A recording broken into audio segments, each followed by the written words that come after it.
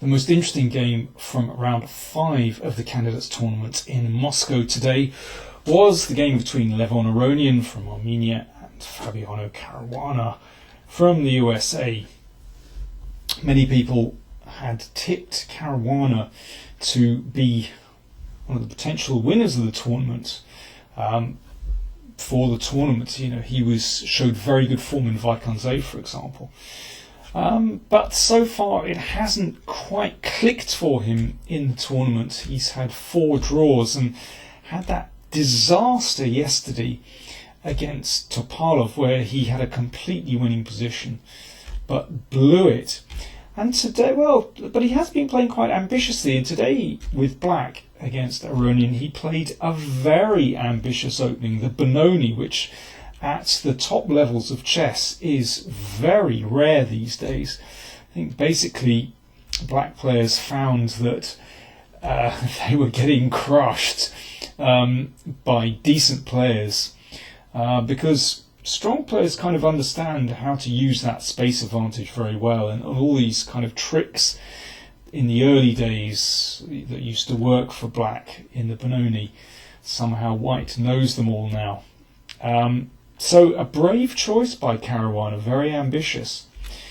So here we go, position after 12 moves, and Aronian played b3 to bring the bishop out. Obviously the b2, a slightly rare variation, but being played by some very decent players. For example, Viktor Korchnoi here in the game, Korchnoi against Mecking from 1974. Mecking played g5, the typical move in the Benoni to prevent f4, cement the knight on e5. But the big problem with playing the g-pawn forward is that it weakens the f5 square, and Korchnoi played this typical maneuver, bringing the knight to e3, looking at the f5 square, and won a very nice game.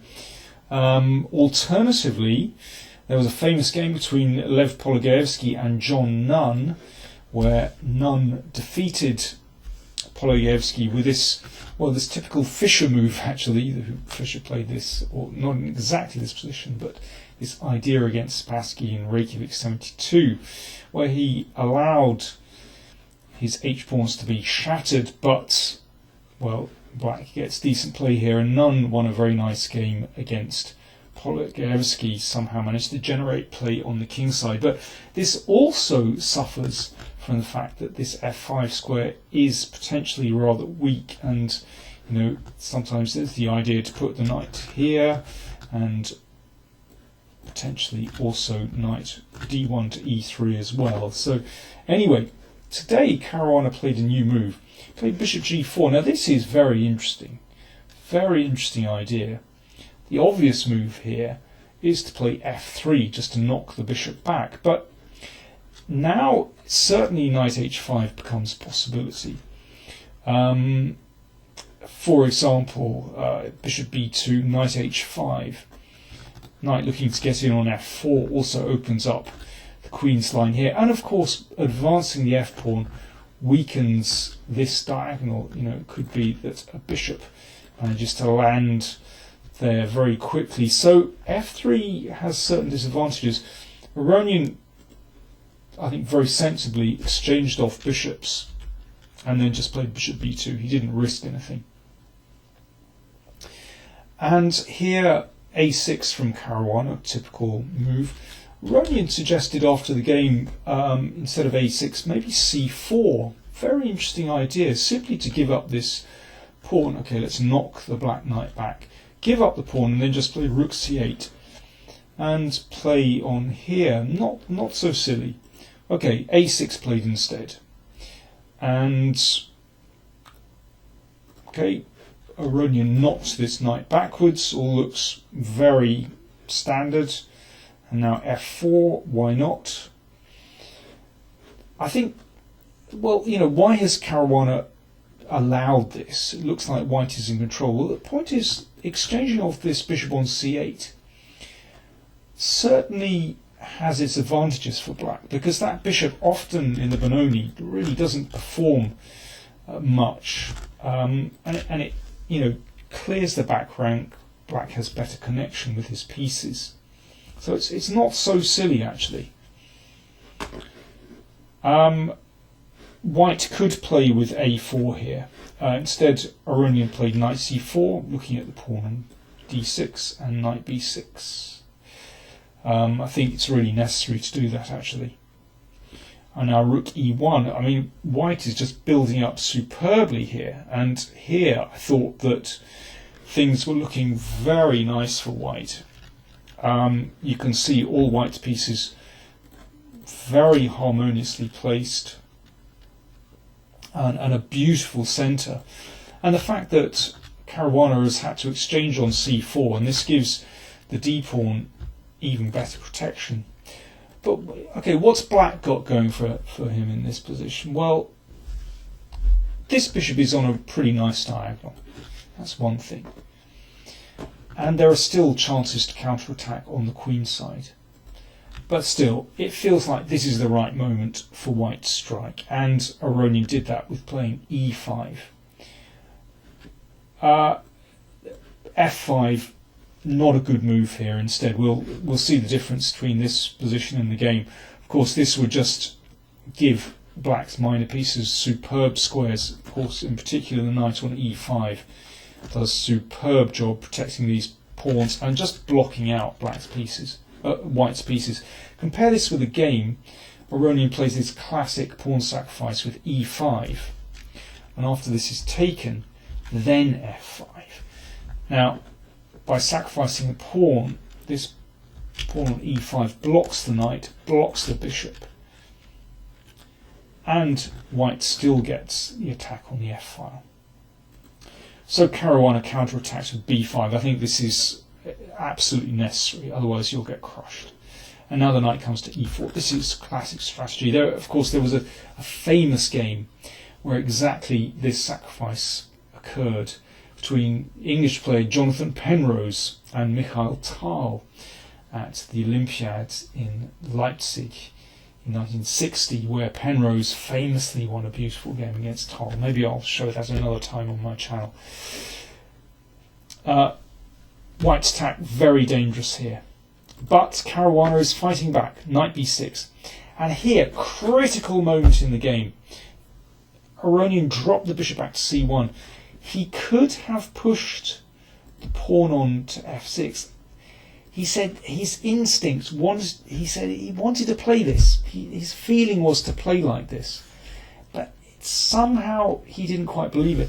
Basically, this is a very, very direct attack. Maybe too direct. You give up all these pawns, and basically you just want to try and mate black on the h-file. Aronian couldn't calculate it out. I mean, I have no idea what's going on in this position, whether this is sound or not. Here's the basic idea. So this queen wants to switch to the h-file. Black's queen drops back to prevent white's queen coming over. So queen g3 anyway. So basically all white wants to do, put a knight on g5, queen somewhere on the h-file, and deliver mate on h7. I mean, it's unbelievably crude, but shouldn't be underestimated. This pawn on f6 is just a nail. It's fantastic. It cuts black's position in two. So it's very difficult for black to bring his pieces across to defence on the king side.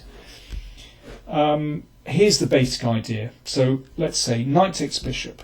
Now queen h2, threatening knight g5 and mate. And if the queen comes across, that prevents knight g5. But then the rook swings up the board. And rook h8 is coming. Unbelievably crude. I would be amazed if this actually works, but it is not to be underestimated, this attack. So f6, critical moment in the game. Aronian couldn't quite believe it and instead dropped the bishop back, so this bishop is coming out to this diagonal. Now again, a critical moment in the game. White could still try f6 here and go for that second attack. It's still dangerous, but Aronian played instead d6.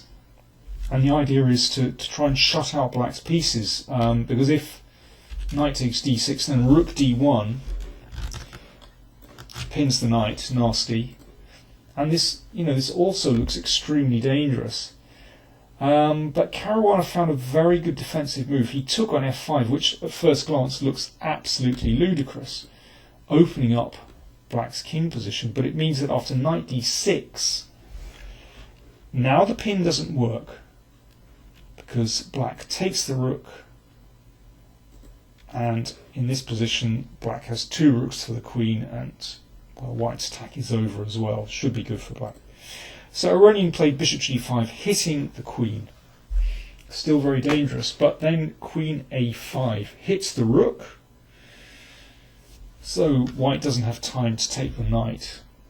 And now the bishop dropped back, attacking the queen, and the queen dropped back to d8, and they repeated the position 3 times, and so that was a draw.